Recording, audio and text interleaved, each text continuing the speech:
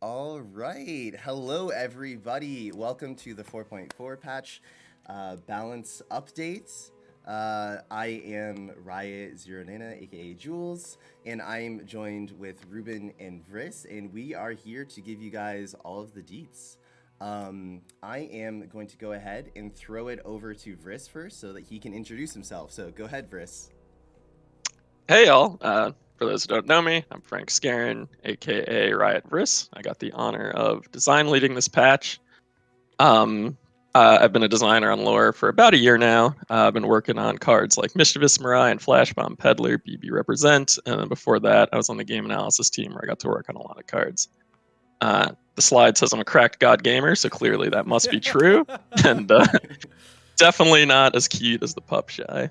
And then I got to work on this patch with my good friend Ruben Zoo. I will say too that anytime I get like a really good like weird off meta deck, it's usually something that Vriss has like cooked up internally in Oh like a yeah. playtest or something.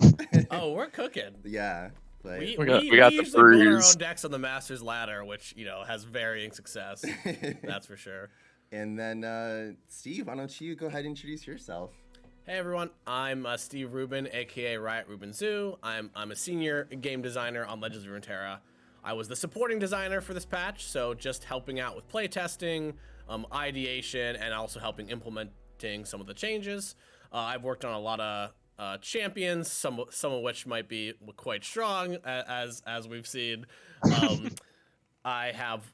I'm also co-designing multiple upcoming set releases that are coming out at the end of the year, so be excited for that. I definitely really like aggro decks that can kind of play as a control deck or a combo deck or a mid-range deck. I really like having that flexibility, but ultimately love decimating people in the face. Now, I can't do that anymore. Can't absolver people anymore either, so it's been hard for me to cop some dubs recently. But I love deck building games, obviously deck building in our game, Legends of Runeterra, other CCGs, and like roguelikes. And then my favorite emote, if you've played me on the ladder, is the Seraphine emote. 3 emotes in one, of course. And my favorite card is the Value. Darkened Lodestone. Oh yeah, value. You want players want 8 emote slots, okay? You just play Seraphine. Um, So I'm just reading chat. So what one person asked why Mischievous Mirai is called BB because that's their name if you read like the flavor text, and then Emotional was saying that you're playing PNZ Rise, which is some fun times. Okay, anyway, let's get right into the patch. Let's talk about it. Let's get down to business. Frank, can you tell us about the goals and some of the details about this patch? Yeah, for sure. So this is a standard focus patch, meaning we are really only touching standard cards for this. It doesn't mean, could have some impacts on Eternal because those cards are in Eternal as well, but we did not touch any cards that are only Eternal available right now. There's going to be future patches that'll really try to like dig in there. So the main things we hit on was we look to nerf cards that are overperforming coming out of Glory and Devori, especially also looking to nerf cards that are just like performing highly in the standard environment now that the power level is lowered down. In terms of buffs, we're kind of looking to buff some regions that are maybe struggling post rotation.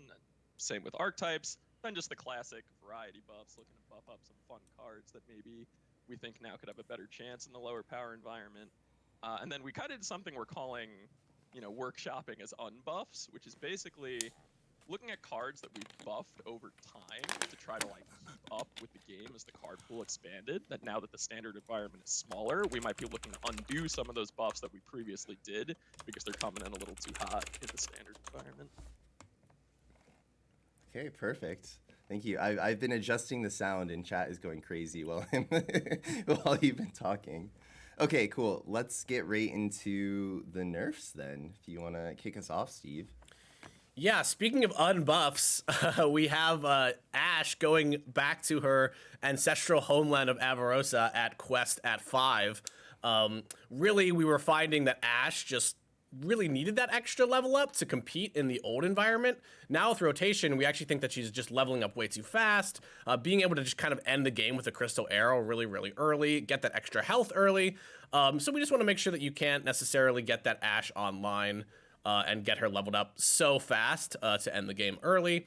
We also are changing Reckoning to 7. There were a lot of changes we could do. We actually considered other unbuffs, like things to Avaros and Hearthguard that we felt were not necessarily going to hit the deck that much. Reckoning was really a card that, especially with the removal options now available in Standard, it's actually really hard to fizzle a Reckoning, and oftentimes you're kind of held hostage when you're forced to sort of play around it for multiple turns, waiting for them to tap out. It really felt like a situation where Reckoning was the card that was really pushing that deck to be super, super strong in the meta. So we push it up to 1 mana. It'll be a bit more transparent, a bit easier to play around, but it will still, in combination with the Frostbites and Trifarians, be able to get you that huge board wipe. Yeah. There's a lot of people doomsaying about Ash disappearing now, but I think too, like, once there's the context of all of the buffs and nerfs, I think things will make a little bit more sense. But let's go ahead and move on to the next one. Frank, do you want to talk about the talk of the town? Samira's all out. Yeah, for sure. So, Samira definitely coming out swinging in Glory and Navori. Really versatile champ, seen a lot of play, a lot of different places, a lot of different deck speeds. There were a lot of ways we tried and talked about approaching, like trying to tone her down a bit, and All Out was definitely the big one, just as an extremely cheap and versatile spell that allowed you to protect her as well as your other like champions or important like combo pieces of the deck. So what we're gonna do to All Out is just lower the health on the plunder bonus from 2 to 1. We're really hoping that this will let people playing against Samira have more opportunity to interact with her, remove her from the board, or just like use removal a little bit more reliably. Especially with it being her champ spell, you get as a Samira player, you get access to a ton of All Outs in a game. Yeah. You could generate some from like Wiggly or Father Fury. So we're really looking at this as like a way to take some raw health and protection out of the deck, which we're hoping will go a long way for the play against. Yeah, usually I think that like Plunder, we like giving you a bonus for Plunder, right? But in specific situation with Samira, it's really easier than ever to get Plunder, especially with Samira's All Out, since that applies that you have a Plunder enabler in Flare already, which really was making Samira both so easy to protect, but also just good on defense. Like, all-outing my Samira, leveling her up. Now she has 5 health. That was just really, really too strong for a lot of decks to compete with. Yeah, I mean, it's like also the tale as old as time. We've seen like Shapestone, Twin Disciplines, Sharp Side, all these like cheap spells that both do protection and offense really well, and we got to really like pick a lane for which one we want it to excel at. Chat is saying surely this isn't the only thing hitting the Samira Fizz deck, and that brings us to the next slide. Frank, do you want to bring us home here? Sure. So yeah, it is surely not the only thing, because it is definitely not. While it's probably maybe the best thing going on, it's not the only. So we're looking to really hit the spell spam focused versions of Samira, because the way that Samira plays, and maybe something like the Leona Daybreak decks, is playing a much like fair game. It's trying to like level her up and get her rally in more of like a methodical way. Whereas these spell spam decks are like really trying to cheat it and do explosive things that are very difficult to interact with and can snowball the game. So to fight back against that, we've got everyone's favorite Wiggly Burblefish, knocking it back a few pegs, up in that cost from 6 to 8, hoping to slow down the turn. You get the free Burble. And we're just going to take a single health off of Inferna, because she's a really, really powerful back row engine. And, combining this with All Out, we're really just looking to take some health out of the deck. And if you're trying to challenge her or use damage-based removal, we want that to be a little bit easier. Yeah, this is an interesting change for Burblefish for me too, because I feel like Burblefish has reared its head many times in the history of lore. Burblefish is so cute. That damned smile. Yeah. I feel like a lot of people are saying that it's murder, but I feel like I'm still gonna get like destroyed by like a Burblefish deck on ladder when I'm not expecting it. Oh yeah, we definitely nerfed it in a way where like dedicated spell decks are still gonna get 1 or 0 mana Burblefishes for sure. Yeah. It just might not happen on like round 5 with a rally, so. Combined with the round. Oh yeah. Anywho, let's get into the next change, Steve, because Samira Leona has been kind of tearing up too. Yeah, so this is kind of more similar to other unbuffs, is that first off, we're taking Leona's quest from 4 to 5, and we're taking Sun Guardian's health down 1. This is actually we look back at this rework when we originally reworked Leona, I believe last year, as one of our more successful rework packages, because Leona was basically never playable in any decks, and she came out and at the time was balanced, made the meta, but then ended up falling out eventually. Now with rotation, we actually see her being incredibly strong, just curving out with Daybreaks. One thing that we've experienced is that Leona just comes down leveled up on 5 like so often. It almost feels too free and unsatisfying in a way that we don't really love where her design is at 4, because it just means she comes down leveled and there's not much to work for. Putting her quest up to 5 both just prevents that repeated barrier from happening as early, makes your defensive capabilities a lot worse. Like, you're going to get that first Leona Daybreak stun on her level 2 about 1 round later, which means those decks can be raced with by other aggressive strategies. And then Sun Guardian really is just such a snowball machine, especially now that we see removal is toned down and the format is a bit slower than we saw before standard rotation. We just want to make sure that players can't just completely overtake the game with a Sun Guardian on 3, followed by a few more Daybreaks. We're really optimistic that, Daybreak can still be a viable package, both for mid-range and aggressive decks, but we're really taking some of the snowball potential out. I think... Oh, go ahead. No, you go ahead, Brice. Go ahead. Okay. I was going to say, I just really wanted to strongly +1 that I think from the design side, we're really happy with Daybreak having its chance to shine after the tweaks we did to it. And we are pretty hopeful that we tested 5 different iterations of Sun Guardian stats to make sure we found a one where we felt like it would still get to do its thing. So definitely not trying to just kill Daybreak from the metagame with this one. I feel like both of you operate and play the game at a very high level, and I'm trying to get to a higher level, but I feel like Daybreak is a really good archetype, especially for newer players, and when I wasn't really familiar with the game, to kind of get used to lore. So I've enjoyed Leona's time in the Sun. It warms my heart because literally Daybreak is designed as a more newer player archetype. The idea I just play my units on curve and they get a little bit better as I go is definitely Leona's original intent. So there was a really interesting question in chat. It was actually about the earlier changes, but I want to ask you guys while it's still fresh. So some people were asking, why didn't we touch Shelly? What was the decision to go the Burblefish and Inferno route? And did you guys consider Shelly as an option? We did consider Shelly. I think that generally we find Shelly is this card that is played in high synergy decks. One thing that we wanted to do is not necessarily kill Bilgewater's spell spam regional strength too much.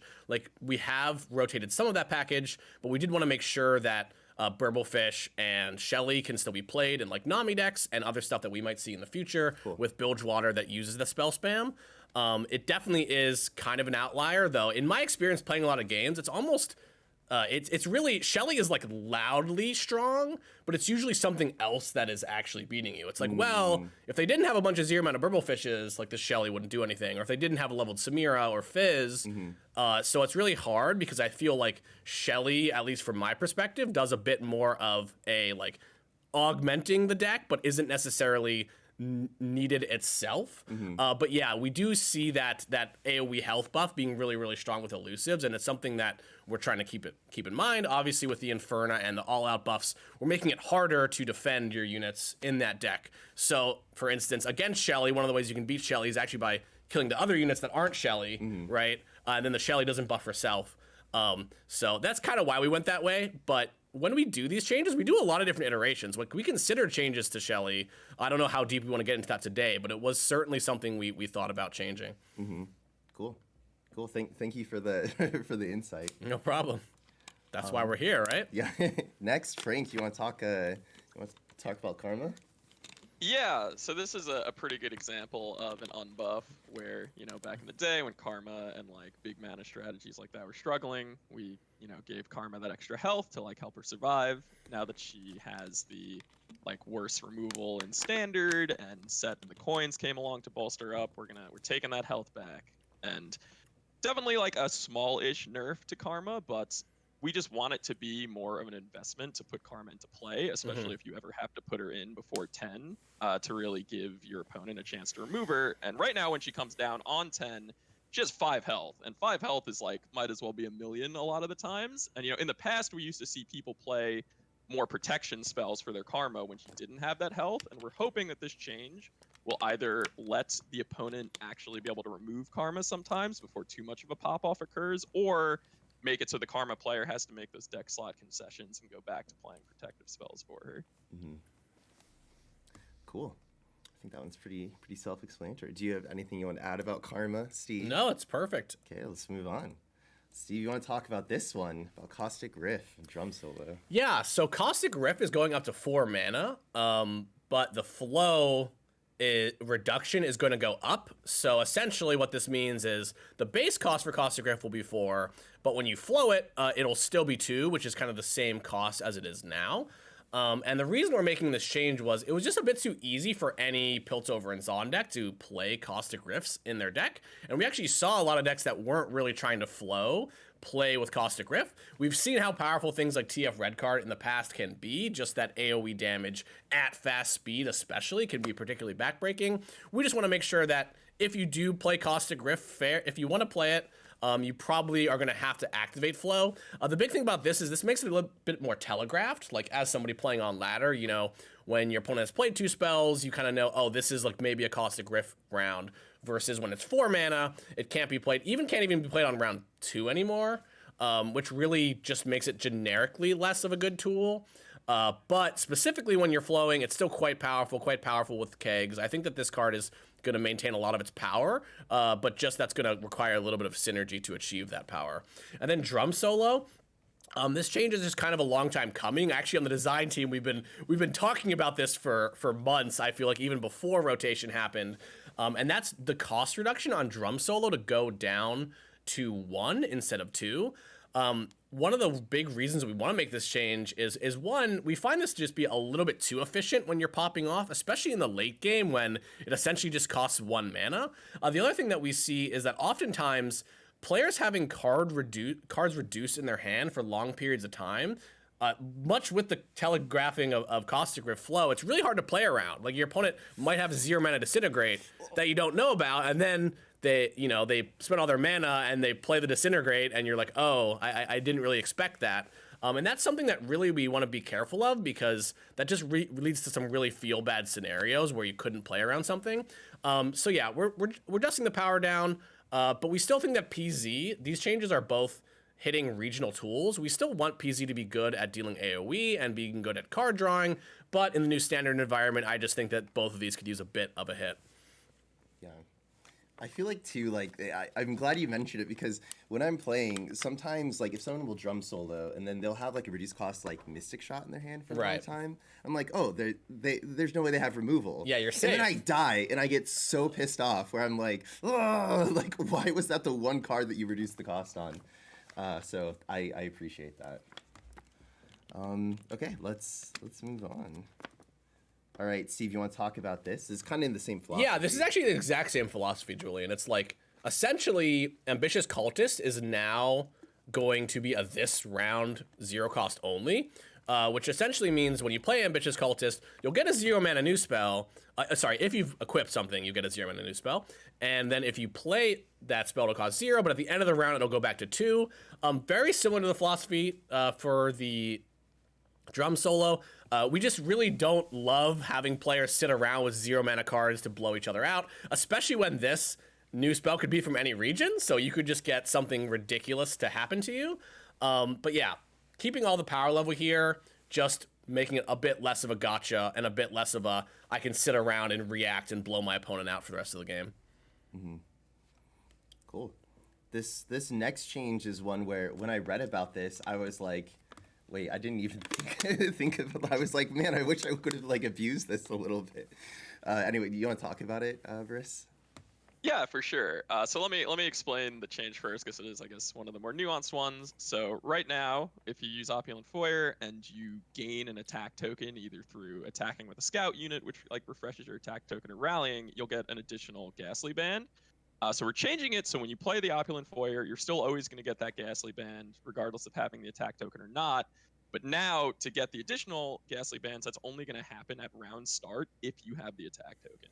Which means if you rally or attack with a scout unit and you're refreshing an attack token, since it's not round start, you're no longer going to get that Ghastly Band. And we're making this change because, you know, pretty much since this card has come around, people have been really, leaning super hard into that synergy, along with all the other degenerate things that you get to do with Scout and Rally. And we definitely it's not our favorite change to like have to take away a synergy like that, but we're pretty confident that those decks could still even like play this card and still succeed.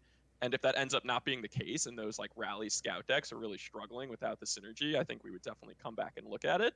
But for now, this just feels like something we definitely want to do just for like long-term health of the game. So people are asking, does it still work with Garen level 2?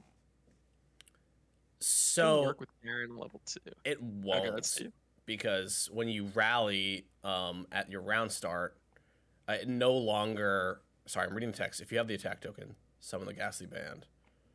Actually, okay. So how I believe it'll work is if your Garen is to the right of your Oppian Foyer, I think you will get the token. I would have to double check that though. Cool. It depends on the order for sure. Yeah, sorry, that was such a trick question to just throw in there. I was like, oh my god, we have rules tests. I didn't sign up for this. Garen to the right. Okay. Yeah, I know. I've seen people talk about. I think Aurelia and Garen work a specific way, and I think this is probably going to work in a similar way. And I do not know what that is offhand. I would have to check. Yeah, and landmarks can't be rearranged, so usually you'll be able to get your Garen on the right, I believe. Dang. Okay. Even if you play the foyer afterwards. Yeah, that's a nice tip, Julian. You can like attack with the Garen, and then it'll be on the right. I always, whenever I do these balance like live streams, I always learn something, and then I get much better on ladder for a few days. This next one's really interesting. In writing about in the patch notes, it's prank adjustment. Steve, can you talk about what's changing about prank? Yeah, so I want to talk quickly a philosophy around pranks. I think for a long time, pranks weren't working in the way that we, not necessarily not working the way they wanted to, but a lot of the power of pranks was skewed in the +2 cost. And we often found really frustrating situations when you get a landmark or a unit +2 cost that felt really, really bad, right? It felt like, oh, you're taking away somebody's play on curve, where at least for spells, you can bank mana, right? And that got us thinking, well, how can we improve pranks? Because a lot of the times when you're playing pranks, your goal is to just prank tons of spells, right? And we're like, well, what if we made the unit debuffs a bit better? So that kind of led us to thinking, well, the -2 attack debuff on prank is actually something that is rarely selected, rarely used. Let's remove that from the pool. So you'll no longer be able to hit that anymore. We're adjusting the cost on units, landmarks, and equipment. So anything that's not a spell won't be able to get +2 cost. It'll only be able to get +1 cost. And then we buffed the vulnerable debuff to be -2, -0, and vulnerable. So instead of that -2 attack, you get both that and vulnerable. And then the last prank, of course, for units is the one that makes units can't block. And this just played really well in our testing. I don't know if we expect this to be something that is meta right away, but this is the kind of change that Standard actually helped us make. Now that Curious Shellfolk is rotated, that gives us some space to make new prank cards or even buff pranks without doing anything too gross, since usually Shellfolk is kind of the card that prevents us from doing something like this.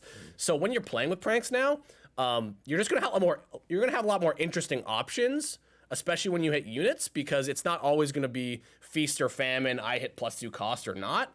You're gonna have a bit better unit debuffs like giving vulnerable, and this actually plays kind of well in aggressive decks because the -2, -1 own vulnerable or can't block pranks now are something that more aggressive Vandal City decks can use. But yeah, that's kind of where we're at here. We're calling this more of an adjustment because obviously now you can't prank landmarks up to cost. But that was really a functionality we don't want for pranks in the long term. So we're really happy to roll out this change. Whether or not it has meta impact, I think from the design side, we're really happy about it. Cool. And with that, we get into buffs. So Frank, do you want to talk about some of these buffs coming to Targon? Yeah, for sure. Coming into Standard, we know that Targon is definitely a region that maybe got like hit pretty hard, and we're kind of just looking for ways to shore that up on both an archetype and just like wider region level. So the first place that we're looking is Nightfall. Nightfall lost a lot of its kind of like reach and game-ending tools to some of the region adjustments that happen in Shadow Isles. You no longer have like Stygian Onlooker or Doom Beast or Unto Dusk to like re-trigger those cards. So we're looking to put some more specifically like game-ending potential into some of these Targon options. So to do that, we took Cygnus the Moonstalker, took one cost off. It used to give Elusive to itself and another ally for the round. Now it just Cygnus himself has base elusive, but he still gives elusive for 1 round, and he's losing 2 power. So kind of an adjustment overall, but mostly just trying to bring him down in the curve, make him a better threat on his own.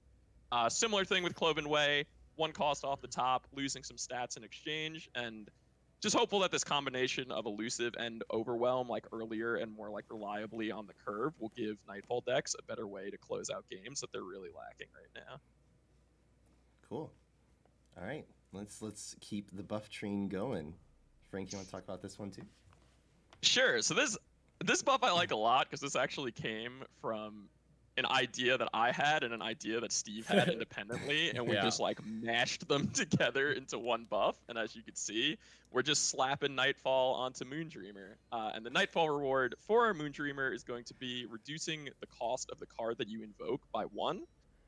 So this is less a Nightfall buff, I would say. Like, this maybe gives Nightfall decks the option to, instead of like trying to close the game out, maybe they want to go a little bit longer and go more value. But we're hopeful that this will just be like a Targon buff in general, because Targon like really wants to be doing this like big celestial invoke like value thing, and Moondreamer having this additional effect should give them a better chance of doing that.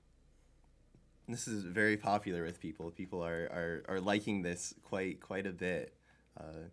We have other various questions too. People want to know about coins, but we can talk about it at the end. Let's keep the buff train going. Yep. And then last up, as just a general Targon buff, Targonian Tellstones, I think, has kind of been one of the runs of the Tellstone litters for a long time. So we kind of went in there, and a lot of Tellstones try to use maybe more like niche or like lower played cards to make like a cute little package. But with Targonian Tellstones, we decided that we wanted to lean this one into Targon strength. So we replaced Wish and Paddlestar with Behold the Infinite and Hush. So now you have an Invoker, a Silence, and a big Grant buff, which are just like kind of the 3 bread and butter things of Targon. And this, if you're willing to pay that mana tax for the versatility, Targonian Tellstones is going to give you a little bit of all 3. Yeah, I like this one a lot, especially because I think one thing that we've seen is that Hush, which originally was just a huge way for kind of the best way, the only burst way that Targon can interact with anything. But with equipments and over time, we've just seen it kind of languish a bit in terms of a card that you can main deck. So that's kind of what Tellstones are for. Hey, we got Hush in the Tellstones, so if you want flexibility, you can kind of still have that without paying too much of a cost. Cool. All right, that concludes our Targon buffs. Let's go to the Ascended. All right, you want to speak to this, Steve? Sure. So we are reducing Azir's quest by 1. Pretty small here, but in the new standard environment, we want to make sure that you can play Azir in more strategies, whether they're token strategies or more traditional Sun Disk stuff. We want to make sure that in those decks, Azir can level up more on time. And then for Nasus, we're just giving Nasus +1/+1 on both levels. It feels like Nasus for a long time has not really been that easy to crank up his slay count. Now with just less options in standard, I think that he can use the +1/+1 just to help him level up more often, and also to sort of potentially patch together Ascended decks, just making sure that deck doesn't completely become unviable with things like Xerath moving out. So yeah, we just wanted to give some small buffs here, since we feel like these cards are now just not necessarily up to snuff with the power level of other champions in standard. So giving some small buffs here should help that. Cool. Put that dog in him. Absolute woofer. Next is Glory's Call.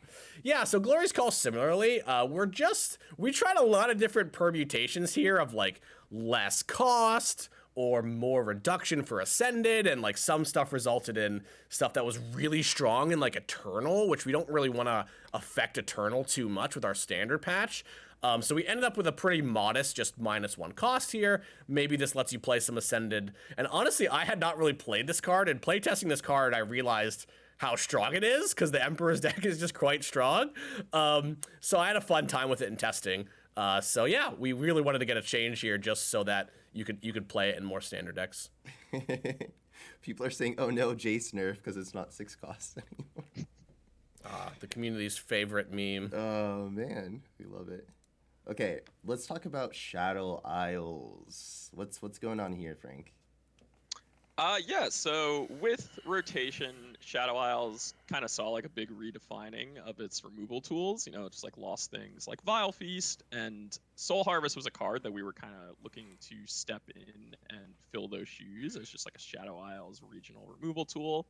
And it hasn't really been hitting that beat as well as we wanted. So what we're doing, small buff that we're hopeful will go a decent way, is just lowering the cost to target a champion from 4 to 3.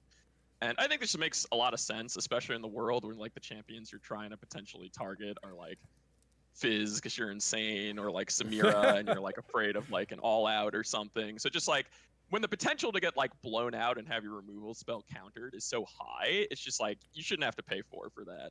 So we're hoping with that down to 3, it'll just give like more opportunity to put this cards into more decks and like feel good about picking the champion kill option. Cool.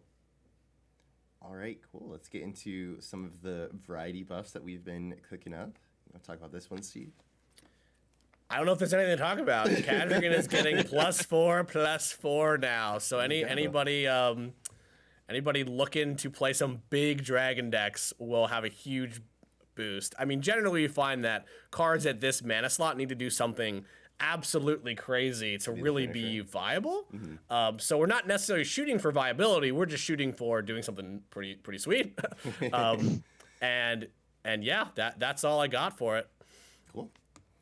Yeah, this is the kind of thing where like we could look to make hydrogen cheaper and have a smaller buff, but that kind of goes against like what the giant cool dragon says. So we're really just saying like if you could pay 9 mana and slap this bad boy into play, you're gonna get a massive reward. It's actually a good point, Frank, because I think like oftentimes the easiest way to buff something is by mana cost, right?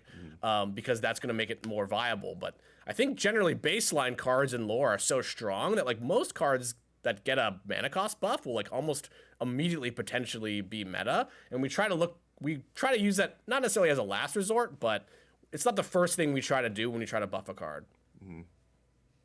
All right, let's look at the other buffs we got cooking. Yeah, this is a buff that I like a lot. So basically, it's saying now when you pull a champion with Priestess of Desert Light, it's going to grant that champion +2/+2.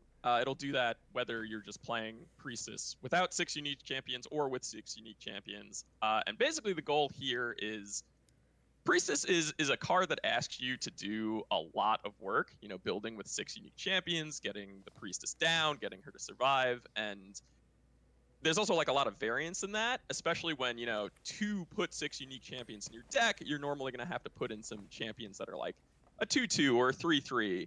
And now with Priestess, when you pull one of those lower cost champions, hopefully this buff will make you feel like a little bit better about that, even if you didn't, high roll and pull your Aurelion Soul or Tryndamere. So just looking to more consistently reward you when you pull off the Priestess hoop. Cool. All right. Want to talk about this one, Steve? Yeah, this is kind of more of a quality of life change than really a targeted buff, I would say. Essentially, Mirror Image has the condition that you have to target a 5+ ally. We're just allowing that to target any ally. And the reasoning is really, when we see LeBlanc in these Ashe decks, you're really trying to target the Rally or Assessor or something like that that's been buffed up. And we think that this is just going to open deck building for LeBlanc because you'll be able to just pull off some crazy combos now, which is something we haven't really seen with her. So we think that this is just an exciting change that won't have that big of an impact on the current meta decks that play LeBlanc.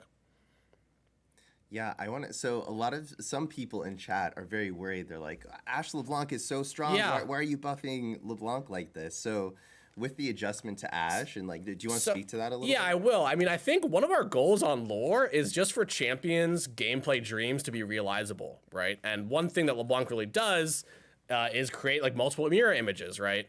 And the fact that it was sort of hamstrung to like a more reputation style deck really hurt her ability to do some crazy combos. So ultimately, regardless of the deck, like honestly, regardless of the decks in standard, we think that the champion's gameplay dream being realizable is more important, which is why we do something like this. But it does technically, buff essentially the existing deck, because you could do something like Mirror Image a Trifarian Assessor that has 4 attack now that you couldn't do before. Overall, though, with the nerfs to Reckoning and Ashe, we really think that this is you know, it's not a good trade deal for that deck. Let's put it that way. Do you think that it would open like opportunity for maybe LeBlanc to find a spot in a different deck too? That's the hope, but it's good that you said opportunity too, because we don't necessarily think that this will make a new meta deck, but like somebody might experiment with it, right? Like I don't even really know, like what could you do with this now? Like you can target Revna, you know, that's pretty sick. I don't know exactly, you know, if that's a deck, but I'm excited to try it out. Yeah, cool. All right, you want to talk about this one, Frank?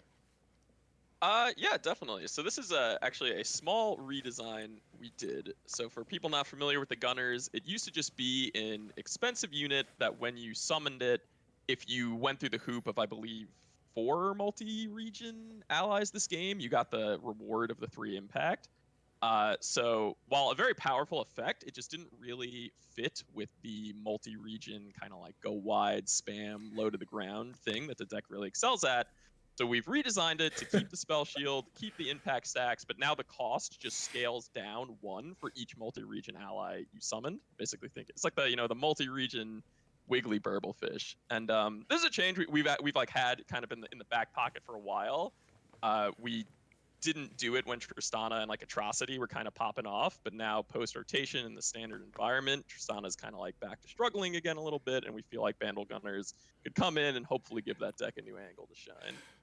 A lot of people, I like this new community nickname. They've named it the Bandlefish, which I think that's gonna name. stick. Yeah, that's good. I wish I was smart enough to have put that on the slide. It's okay. Someone asked when the patch goes live. The patch will be live on Wednesday around 10 a.m. Pacific Standard Time. But let's move on to the next buff. Yeah, so Advanced Intel has been a card that has been historically kind of, unfortunately, a throwaway card. What we're doing to it is we're letting it draw a card, but making it cost 1 more. Essentially, we think that Flash Bombs are kind of...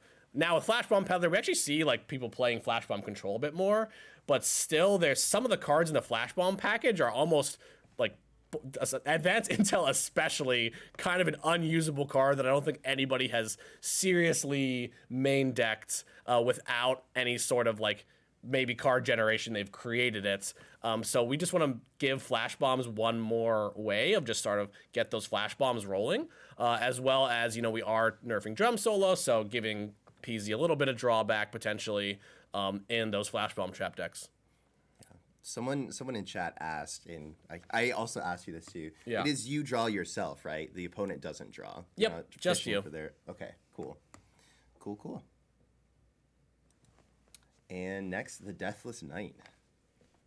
Yeah, I mean, this is just a super cool card. Has a lot of like exciting synergy moments to it. We're just bringing the cost down by 1 to hopefully give players who are interested in trying to pop off with the Deathless Knight a little more opportunity to do so. Not too much else to this one than that. Cool. And then our last buff of the day, Steve. Yeah, the Retired Reckoner potentially picking his gloves back up. Just getting additional attack here. Pretty simple change, though. We actually looked at a bunch of changes to actually the release that I worked on way back, the champion expansion of Akshan and Viega with some of the like Noxus self-targeting Reckoners. We just landed on thinking that Retired Reckoner specifically felt like just a little bit too understated to see play, but we think it's a fun card to build around. So giving that 1 attack to see if we can get him out of retirement, and if not, maybe it's just more of a viable option that players can play in the future. Cool. I've seen a few comments of people are like, oh, these are cards that I don't really see a lot. So well, that's kind of the cards we target with the sort of like variety stat buffs usually, because they're cards that just are underplayed. Yeah, because pretty much all the lower cards have a lot of like love and care put into them, or maybe they'll have some like cool animations or art or voice lines, and like if they're just sitting there and no one's using them, those are definitely cards we look to see if we can just get like people excited to just like try again, even if they don't end up sticking in the metagame. I think it's interesting too because like once something is out in the wild, like I know when Inferna was released, people were like sleeping on Inferna. So I'm always, I'll have my own ideas of like, oh, this is really going to affect the meta, and then sometimes something that I didn't personally expect will just kind of Might have been take sleeping over. on it for a day. Yeah, that's true. Yeah. If even a day. Napping on it. Yeah. So there were two questions. I'm gonna go back to the main page that I saw in chat that I want to ask you guys. Also, chat, that is it for our changes. We are going to be putting out an infographic in all languages later today that just show buffs and nerfs, and then patch notes will come out tomorrow. But please enter into chat questions. Yeah, I'm gonna ask the coin question. I'm gonna ask another one too about Caustic Rift. So, all right. Yeah. All right, so a lot of people, myself included, have gone against Karma Set and just like Karma coming down, turn 10, Yeah. having a doubling coin, infinite draw. Like, what is like your guys' stance on, I guess, coin and Karma doubling coin? Is that kind of like part of her fantasy? Is that why you guys are just an HP rather than coin interaction? If you can just like, Steve, do you want to speak to that a little I can bit? start. I think that in terms of the coin deck itself, the Karma set, we honestly consider it a fairly healthy deck. Like, it usually has a pretty good win rate. It's got a decent play rate. Obviously, there is a lot of players that enjoy the sort of combo play style. I think that usually what's important to us is like the severity of combo. We really think about like what turn it can happen, right? Karma Set is a deck that really doesn't start popping off until round 10, and you can really attack them before that round. And I think that generally Karma is a kind of a card that has historically been this sort of like frustration point for players where it's like, oh, once they get to round 10, they have Karma active. The one thing that I will say though is that a leveled up Karma has never really before been as potent as it is now. Because I think specifically just Karma plus place your bets kind of is just GG, like on its own. Assuming like you have sets in your deck as well, Yeah. to like come out and play the set, which I think is something that we might want to look at in the future because it's kind of like a 2-card combo. Usually combos we think about like in lore, especially putting a bunch of cards together, right? When that's happening on round 10, we're usually allow players to be pretty flexible with it because they have 9 or 10 rounds in the game to end the game before that point. Obviously, the deck is pretty good defensively, right? We have changed things like Caustic Rift to hopefully make it a little bit less good defensively. But yeah, in general, like Karma is the kind of card that is honestly doing a lot of strong things, but it really only does that on round 10, which is almost past the point where the average lore game usually ends, which is why we generally think it's pretty healthy. In terms of the Karma coin interaction, it is something that is incredibly strong. Like, just creating a ton of mana and taking a ton of actions is really just kind of frustrating to play against because it's like, oh, my opponent just gets to do 10 things and I get to do none. And I think that if we did change something, we would look at specifically making something about that less explosive. Because I think personally, like, I've played against tons of Karmas in the past where, you know, in the past players have tried to like go hard with Karma, which almost doesn't even really work because you shuffle more go hards into your deck. And then you can sort of like make, you can kill the Karma usually. But yeah, I think specifically Karma Set is like, no, just Karma plus place your bets. So I think, yeah, what I'd say is that I don't think that place your bets plus Karma Set is necessarily, or sorry, place your bets plus Karma 2 is necessarily the most healthy pattern, but because it happens at such a late stage in the game, we didn't feel the need to make any changes. Plus the fact that the win rate of the deck wasn't something that was really, you know, cracking the radar of something that needed changes. I don't know if you wanted to add anything to that, Frank. I'm sure that I missed stuff. Yeah, I would just add in that, so when we were working on coins in development, I was on the game analysis team at the time, so I was really, the big focus of that team was like balance and play against frustration. And we kind of knew, like working with the designers on the set, that like a mana cheating mechanic is definitely like you're putting some spice in the pot with that one. And we were, you know, we tried various things like in dev, like we had the coin at focus at one point, and it just like wasn't feeling great. And we were like, combo players don't get catered to super often in Legends of Runeterra, like more of like the big Karma combos. And so we really wanted this mechanic to potentially serve those players. So we're definitely happy that it is doing that and that the win rate isn't like insane. But there is also that balance of like, you know, obviously the combo players having a ton of fun, but maybe it's really, even if it is like balanced, could be still super frustrating to play against. We are hoping some of these nerfs that we did will alleviate some of that frustration. But if that continues to not be the case, it is definitely something that we would look at again. Cool. So we are like happy and Yeah. excited with the ways that players are using coins, but we're gonna keep a strict eye on making sure that it's not like going over the top. Cool. Yeah, and one of the other things that actually what Frank mentioned that I wanted to like add is that sometimes for things like coin, it's actually not that simple because there are so many cards that make coins, right? That if we did something like make the coin copies only make 1 mana, like right now the only decks that coins are played in, I believe, are like Jack Seraphine, that copies the coin with Seraphine, and Karma Set usually, that copies the coin with Karma. We could potentially just delete like 20 cards on accident if we went too far, which is why we just prefer to do the changes that we did and just see how the meta is going to play out. Cool. Yeah.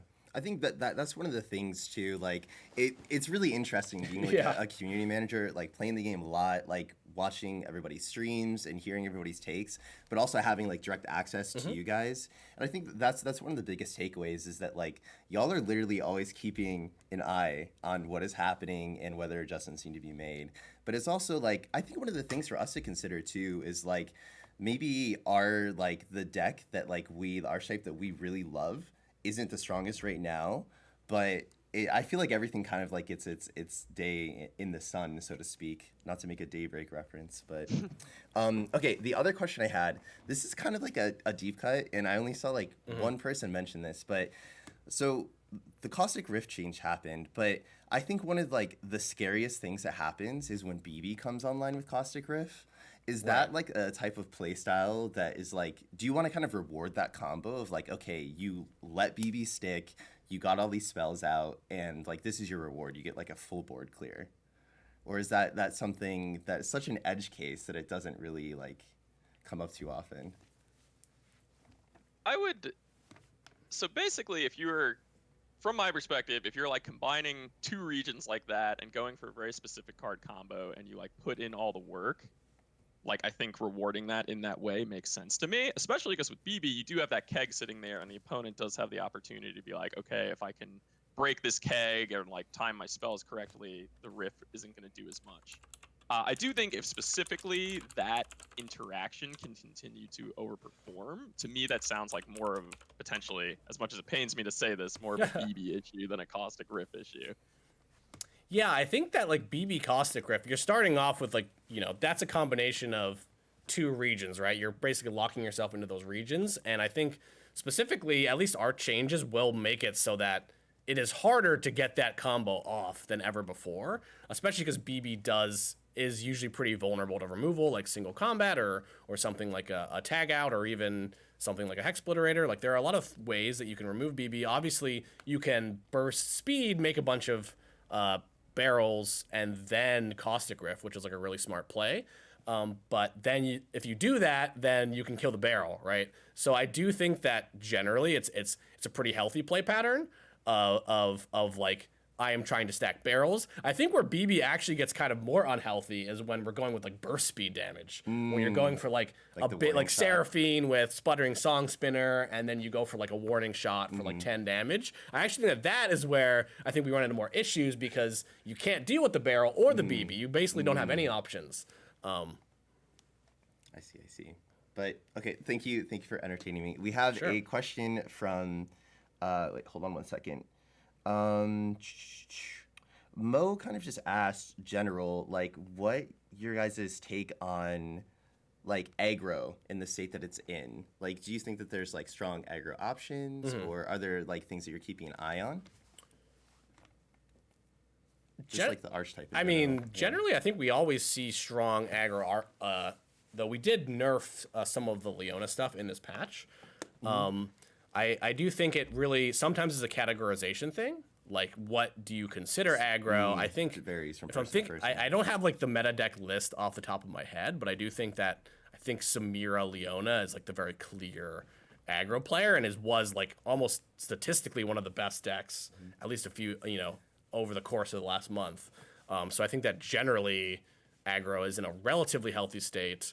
I do think that some of the changes to Noxus kind of fundamentally changed how aggro works because you just don't have Rearguard and Decimate anymore, which really makes it harder for decks like Annie Jin, like really pure burn style decks that I think players will all consider aggro, not necessarily as powerful as they used to be. So that's something we can definitely look at moving forward. Cool. Yeah, I would definitely say that to me right now, it seems like aggro is skewing maybe like slightly more mid-range, which makes a little more sense with the rotation cuts, or like maybe doing more like combo-y Samira things. Samira definitely is like propping up a lot of like aggressive strategies. And I don't think we would always want it to be like, oh, you have to go to Noxus or you have to go to Samira to play aggro. So while I think like aggro as a whole is in like a fine state, I would definitely want us like, you know, like with like the Nightfall buffs where it's like, hopefully we can get like different flavors of aggro to like have more representation in the metagame. I think that's a really good distinction to make, because I think some people probably think of like pirate aggro and they're like, that is aggro. Like, this is the type of aggro that I'm used to seeing. Okay, cool. Okay, so I'm actually going to answer. There's a question about starter deck reworks, and I'll answer that, and that'll be our last question for today. If you guys have more questions, like literally post on Reddit, hit us up on Twitter, we will answer. So we have information coming out in the patch notes tomorrow, but we are going to be offering some, in patch 4.5, not this next patch, we're going to be offering 7 free starter decks in the store that anyone can redeem. We've been really trying to get them into our tutorial section, but we've run into a lot of interesting scenarios with the code surrounding that. So we are going to get something out, and yeah, just as like we recognize that, we totally agree with y'all. Like, we want a really good onboarding experience. So in 4.5, like, I'm going to mention this in the patch notes too, keep your eyes out, go redeem these free decks, and get your friends to play. Tell them that in the next patch, there's going to be a really nice, they're all going to be standard legal, by the way. Yeah, they'll only be available until we can get the whole tutorial section all buttoned up and have those new decks into that tutorial section. It is, yeah. Yeah. So, all right, y'all. We are at time here. Thank you so much. I know there's so many amazing questions, and we were only able to answer some of them. Like I said, reach out to us anytime. Y'all are absolutely awesome. I'm glad that you're here supporting us. Ruben, do you want to, any closing remarks? No, just thanks everybody for being here. We really love doing these streams when we can. It's fun. So, yeah, thanks for having me. All right, Vriss, any closing remarks? Yep, just also want to say thanks. Happy to talk to y'all. It's always nice to get to give some context on why we do what we do and hear all the awesome questions y'all have. All right. Thanks, everybody. We'll see you next time. Patch 4.5 is going to have some new cards, and it's going to be really, really focused on balancing around Eternal as we move into the Eternal competitive meta. So, all right. See you next time.